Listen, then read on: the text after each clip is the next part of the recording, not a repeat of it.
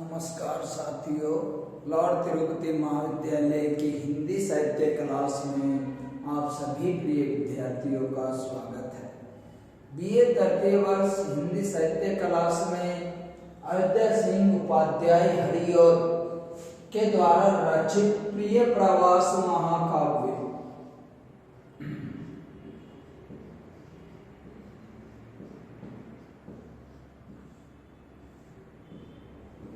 में अपने इंद्र का गर्भ हरण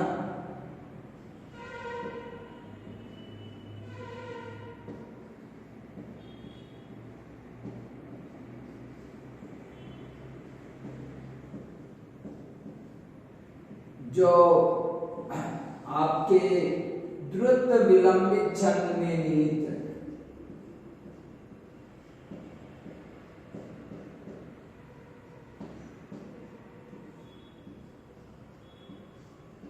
की व्याख्या अपन पढ़ रहे थे, जो आपके प्रथम पेपर फर्स्ट पेपर में है।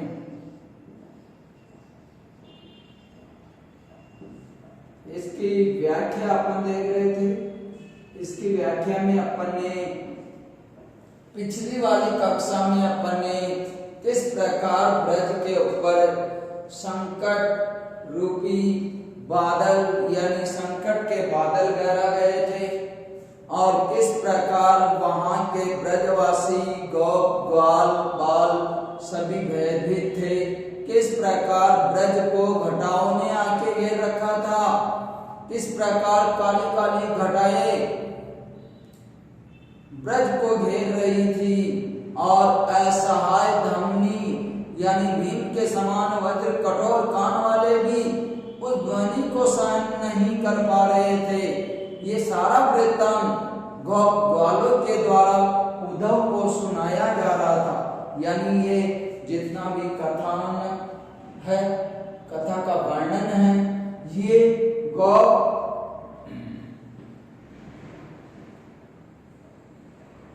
और उद्धव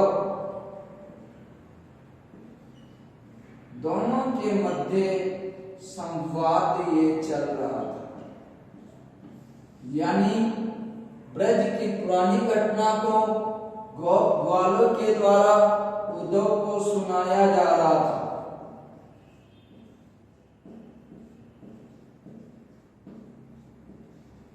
और ये क्यों सुना रहे थे?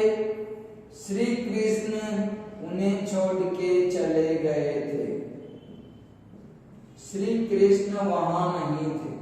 श्री कृष्ण की पूर्व वृत्तांत घटना यानी श्री कृष्ण के किए गए पूर्व में उपकार को ये बता रहे थे कि पहले तो श्री कृष्ण ने हमारे साथ बहुत उपकार किया था, किंतु अब वो हमें छोड़ के चले गए। किस प्रकार श्री कृष्ण के द्वारा गोवर्धन पर्वत को उठाया गया था, यानी श्री कृष्ण का उपकार, श्री कृष्ण ने गोवर्धन पर्वत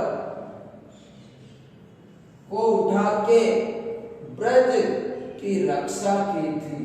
तो इसी में अपन द्रुत विलंबित छंद में, जो ये द्रुत विलंबित छंद है, इसके प्रत्येक लाइन में 12 वर्ण होते हैं, जो न भर के क्रम से है। न का मतलब नगण, भगण, भगण और रगण से ये बना हुआ है। आज अपन अगली व्याख्या पढ़ते हैं कि किस प्रकार ब्रज के ऊपर संकट रूपी बादल मंडरा रहे थे। देखिए, तिमिर की वह थी प्रभुता बड़ी। तिमिर, तिमिर का मतलब अंधकार होता है।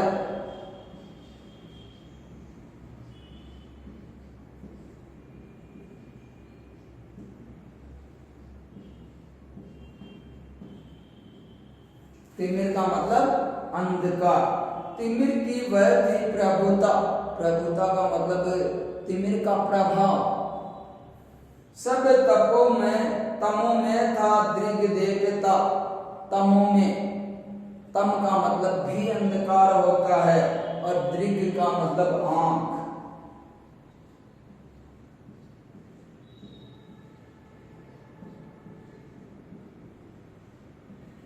दृक से तात्पर्य आंख। चमकता वर वासर था बना, असीतता खनी भद्र निशा। यानी असीतता यानी कालीमा। असीतता का मतलब कालीमा।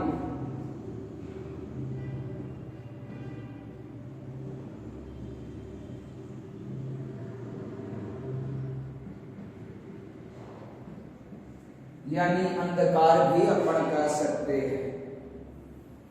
भद्रकुनिशा, भद्रकुनिशा का मतलब है बहुत भयंकर काली रात। देखिए अब आइए, इस प्रकार ग्वाल बाल गोपों के द्वारा उद्धव को ब्रज की दशा का वर्णन किया जा रहा है कि तिमिर की वह थी प्रभुता बढ़ी, और जैसे जैसे आकाश में चारों तरफ काली घटाएं छाने लग गई थी तो अंधकार की सीमा बढ़ गई थी। चारों तरफ भयंकर रूप से अंधकार हो गया था। सब तमों में था दृग देखता, और आंखों को केवल अंधकार ही अंधकार दिखाई देता था। यानी चारों तरफ तमों में अंधकार में सा वातावरण हो गया। चारों तरफ मानो कालीमा छा गई थी। चमकता वर वासर था बना, और चारों तरफ केवल चमक रोशनी उजाला दिखाई देता, तो वह केवल बिजलियों के चमकने से ही रोशनी दिखाई देती थी, अन्यथा चारों तरफ अंधकार छाया हुआ था। असीतता खनी भद्रकुनिशा, और यह तो उसी प्रकार वाली काल रात्रि बन गई थी जिस प्रकार कोई रात्रि में सब कुछ समाप्त हो जाने वाला था। यानी इस 24वें पेरे में आपके तुरंत विलंबित छंद में यहाँ रात्रि के भयंकर अंधकार का वर्णन कवि हरिऔध जी के द्वारा किया जा रहा है। देखिए आगे, प्रथम बूंद पड़ी ध्वनि बांध के, फिर लगा पड़ने जल वेग से, प्रलय काली के सर्व समाधिका, बरसता जल मूसलधार था। यहाँ आगे अब किस प्रकार वहां जलमग्न ब्रजभूमि होने को जा रही है कि प्रथम बूंद पड़ी ध्वनि बांध के, और ये काली घटाएं, बिंदियों का चमकना, बादलों का गरजना, चारों तरफ अंधकार होना।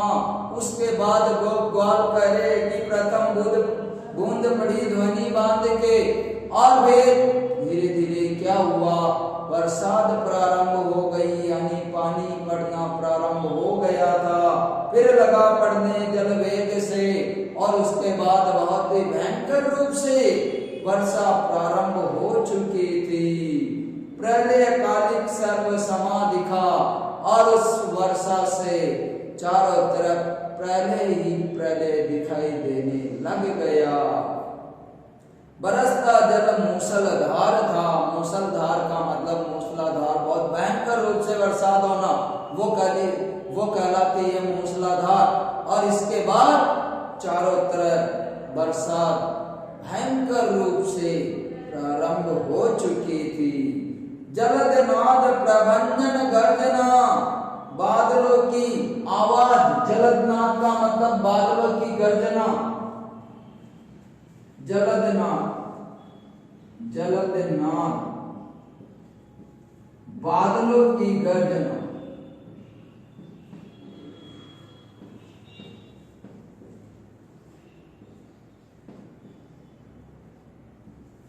जलदनाद यानी बादलों की गर्जना। प्रभंजन भयंकर, विकट शब्द महाजलपात का, और भयंकर शब्द उस पानी के आने का, यानी बरसात जब होती है, वर्षा के जल की जो आवाज होती है वो। कर प्रकंपित पीवर प्राण को, और वो बहुत ही पीवर पत्थर रूपी हृदय को भी, पीवर का मतलब पत्थर या भीमकाय, बहुत ही कठोर वो पत्थर रूपी हृदय, पत्थर रूपी प्राण को भी भर गया ब्रज भूतल मध्य था।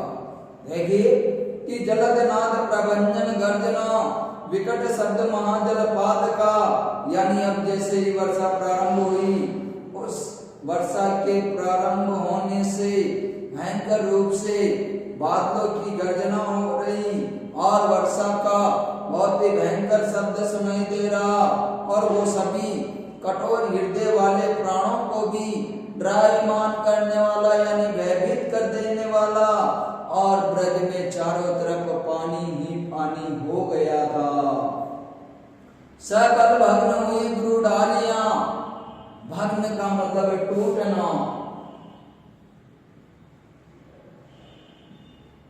भग्न का मतलब टूटना।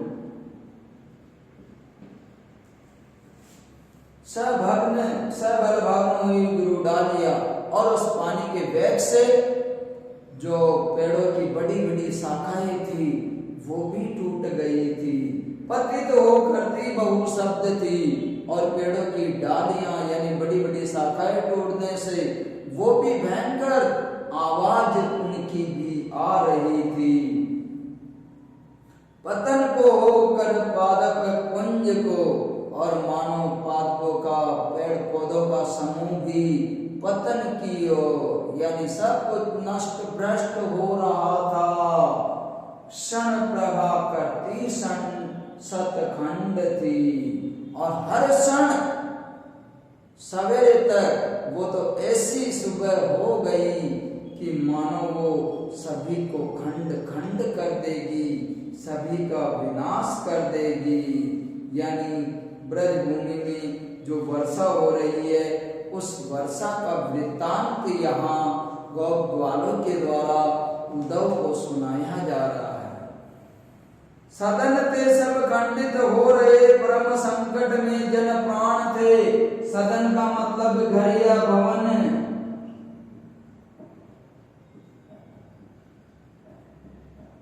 सदन का मतलब घर। सदन थे सब खंडित हो रहे, और अब इन भयंकर गर्जनाओं से, वर्षाओं से जो घर थे, मकान थे, वो भी टूटने फूटने लग गए थे। जो छप्पर थे, जो कच्चे मकान थे, वो नष्ट भ्रष्ट होने लग गए। परम संकट में जन प्राण था, और ये बहुत ही बड़े संकट में लोगों के प्राण थे। सबल विच्छु प्रकोप प्रमाद से, किंतु फिर भी पूर्ण वेग से बिजलियां बहुत ही उन्माद से बहु विचूर्णित प्रवृत्त सिंह थे, और वो पर्वतों के समान गर्जना कर रहे थे बादल, और फिर भी बिजलियां बहुत भयंकर रूप से चमक रही थी। यानी चारों तरफ विनाश के कगार पे पूरी ब्रज धरा थी, किंतु फिर भी तेज बिजलियों के साथ, घटाव के साथ वर्षा पूरे वेग से आ रही थी। दिवस बीत गया, रजनी गई, फिर हुआ दिन, किंतु न अल्प भी कम हुई तम तोम प्रगाढ़ता, न जलपात रुका न हवा थमी। अब ये भी थोड़ी बहुत देर हो तो लोग सह सके, किंतु पूरा दिन बीत गया, पूरी रात बीत गई, यानी रात हो गई। दिवस बीत गया, रजनी हुई। रजनी का मतलब रात, यानी दिन बीत जाने के बाद ये भयंकर रूप से यही क्रम चल रहा था, और दिन बीत जाने के बाद रात हुई। दिवस बीत गया, रजनी हुई, फिर हुआ दिन, किंतु न अल्प भी, यानी पूरा दिन बीत गया, पूरी रात बीत गई, फिर वापस दिन हुआ, किंतु वर्षा बिल्कुल भी कम नहीं हुई। कम हुई तम तोम प्रगाढ़ता, यानी बिल्कुल भी आकाश में जो अंधकार था वो थोड़ा बहुत कम हुआ था। न जलपात रुका न हवा थमी, और न तो जलपात यानी न तो वर्षा रुकी, और न ही हवा रुकी। सब जलाशय थे जल से भरे, इसलिए निसी वासर मध्य ही जलमयी ब्रज की वसुधा बनी। सलिल मग्न हुए पूरे ग्राम भी। अब इसके बाद देखिए क्या होता है। 2 रोज से लगातार वर्षा हो रही, बादलों की गर्जना हो रही, बिजलियां चमक रही, हवा चल रही। ग्वाल बालों के द्वारा अपने संकट को अभिव्यक्त करते हुए कहा जा रहा है कि सब जलाशय थे जल से भरे। जब थोड़ा बहुत अंधकार कम हुआ तो उस समय उन्होंने देखा कि चारों तरफ जलाशय जल से भर गए थे। इसलिए निशिवासर मध्य ही क्यों भर गए थे? रात और दिन की वर्षा के कारण चारों तरफ पानी ही पानी हो गया था। जलमयी ब्रज की वसुधा बनी और जो ब्रज की भूमि थी वो जलमग्न हो गई थी। सलिल मग्न हुए पूरे ग्राम भी।